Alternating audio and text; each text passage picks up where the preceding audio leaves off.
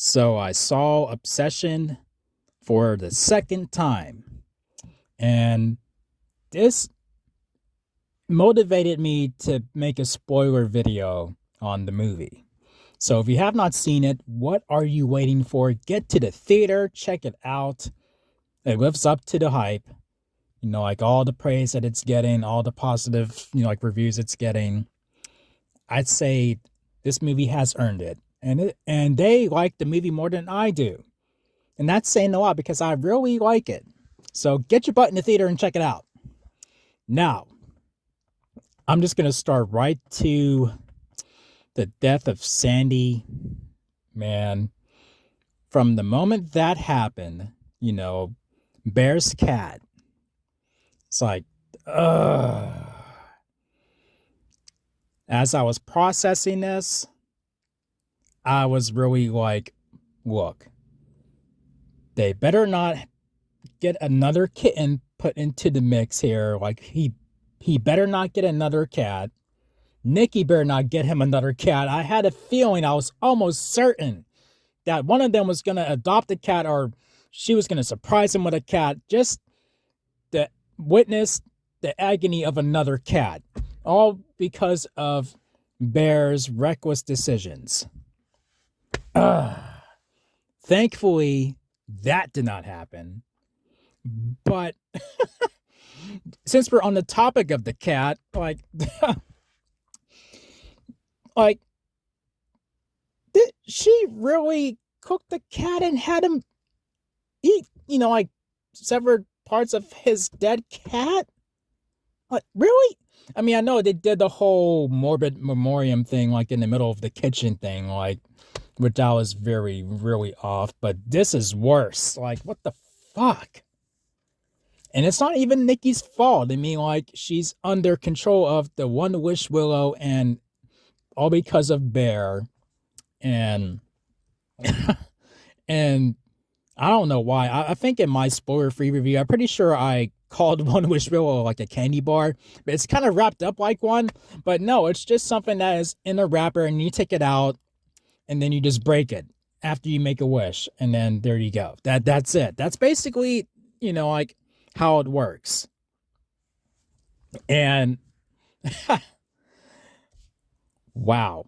And then with Sarah, like the things that I've caught with her the second time, like, yeah, she's really into this guy. What the fuck she saw it and Bear is beyond me. But that was literally the death of her. Literally. And I knew it was coming, like when she was persisting to see him that night and whatever. I'm just like, oh boy. Oh boy. I'm just waiting for that time bomb to go off. And the people that were in the theater, like this time around, were hilarious. I couldn't wait to hear how they were going to react to certain scenes. And they were just as live, they were just as, I don't even know what the word is. They were just as hyped and blown away and just like in awe and going nuts as much as the audience the first time. And that's saying a lot because I was just like, oh, they're really into this. They're conversing with one another. They're like, oh, and they're like, oh, and I just couldn't wait for them to react to certain scenes. Sarah's death is definitely one of them, and they freaked out, man. And when she told Bear about, oh yeah, Ian and Nikki are off and on fucking and whatever, the whole theater was like, oh. I try not to laugh so loud, but I'm just like, oh man, this is amazing to hear people really invest into the story as it's going from beat for beat. It's insane. And wow. Talk about insane. And then there's some little details in there that, that you would catch the second time that you probably wouldn't catch the first time. That's what it was for me. Like certain details, like with the design of the willow tree in the restaurant where Bear and Nikki are having a date and whatnot, and Ian's talking to him on the phone, and then like that one shot, like that was there, like, oh okay. And then I think the bar is called I think the bar's called Barker's Bar or something like that. And I'm just like, oh, I didn't catch that before. And, like Curry Barker, the director. And of course, the fun fact that he was the one on the phone of One Wish Willow talking to Bear, like, no, we don't really do that. You can't alter a wish and whatnot. Like, okay. Man, man, man, man, man. And I gotta say, I love the score the second time to where I find myself going to YouTube and listening to certain tracks where I'm like, this track was good. That was fucking good. Like, holy crap. Man, the track. Like, it just has the 80s vibes are there, and the nostalgia feel is there, even though it's set in modern time. Like, but I still fucking love it. And, ah, jeez.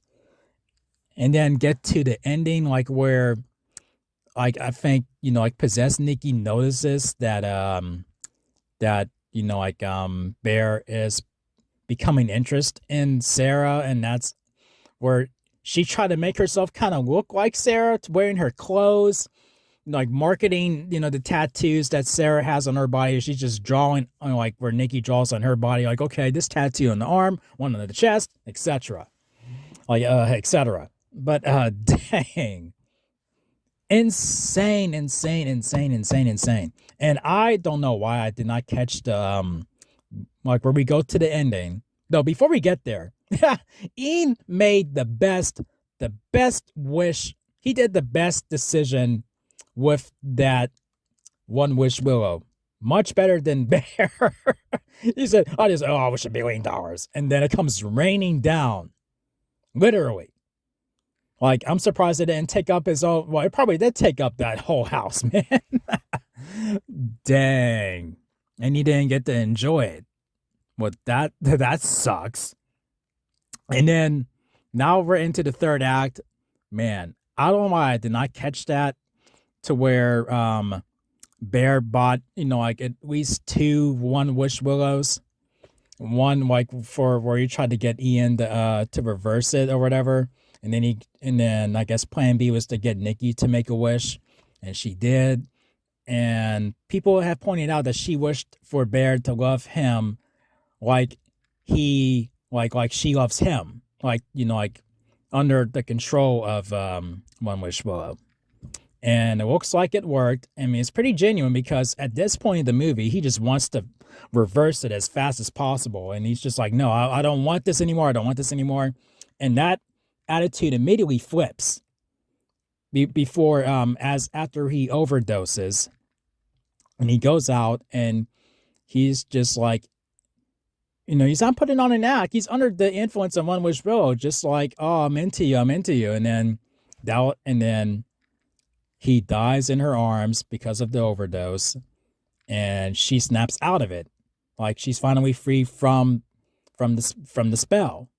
And she looks in horror, crying in horror as the credits roll. It reminds me of Saw, like the first movie of Saw, where that bone-chilling ending, where Adam is locked into the bathroom by himself, and there's nothing but pitch black, and you hear him just screaming and crying in horror as the credits are rolling. Same thing here, only like Bear's house is like pretty dark as fuck and very lack of lighting, but still Nikki is crying in horror, seeing basically all her friends are dead. Like, she's in a house filled with three of her friends dead, and she's crying in horror as the credits are rolling. Man. And then with that scene where there's moments where the real Nikki's trying to, like claw her way out of this spell, and she does for maybe a few seconds, and then it pushes her right back down into the subconscious of, like where she, back into where, the spell is taking control back, like from her, and that one moment, like either if it's her screaming and freaking out or trying to hurt herself literally. Or there's one moment where she begs Bear to just put her down. And he's like, what's so bad about being with me? Like, at the first time, I thought he was like, how could you ask me to hurt you? I mean, that's what I felt like that was at first. Like, how could you ask me to do that to you? No, I'm not doing that. But the second time, and as people are pointing that out, it's just like, damn, you're being fucking selfish. She is suffering. She is suffering at this point, man. What the fuck? Like, yeah, I still feel that Bear is the villain of the movie. But I guess like all it took for, like him to really, like grow a pair is the death of Sarah. Man, you really fumbled there, bro. You really fumbled there. I don't know what she saw in him. And this movie is really good. This movie could very well fit into like these anthology series that from back in the 80s that I grew up with, like from Tales from the Dark Side and The Hitchhiker, Tales from the Crypt. I think all three of those shows, and even The Twilight Zone, this story could fit into a good solid episode for any one of those shows. And like, for example, let's say if it's The Hitchhiker and then he narrates what's going on, and then as Nikki's screaming in horror from everything that has happened, and then the Hitchhiker's standing right outside from the house and just looks at the camera and just gives one last narration of the story and then walks off as we hear Nikki screaming in horror. Like, that would have been a cool way to work into that show. I mean, like, and this could very well be like an anthology series, like, where they can call it the Obsession Chronicles, and then we see different characters make different wishes. And so I feel like that's what would happen. But, well, how crazy would that be if Bear managed to get the pills, throw up the pills, and then he's under, the One Wish Willow control, like both Nikki and Bear under a spell together. That would have left it opening for a sequel, and then it probably would have been wreaking havoc left and right.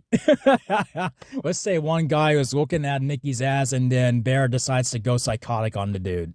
Like, that's like a what if thing. I mean, like, I feel like how it ended here is great as a one-off in terms of this storytelling with Bear and Nikki and such. You know what I mean? But holy fuck, that movie was so good. The second time, I'm like, yeah, it's living up more to the hype for me, like when I watched it again. So, I don't know. Leave your thoughts in the comments. What did you think of the movie? Yeah, I mean, like, that's it. That's all I can cover. If there's anything that I did not point out, feel free to jump in the comments for that one. And you know what to do on your way out if you have not done so. Subscribe, notification bell, and as always, thank y'all for watching, in this case, listening to my spoiler talk on the Obsession, and I'll check y'all out in my next video. So until then, peace out, y'all.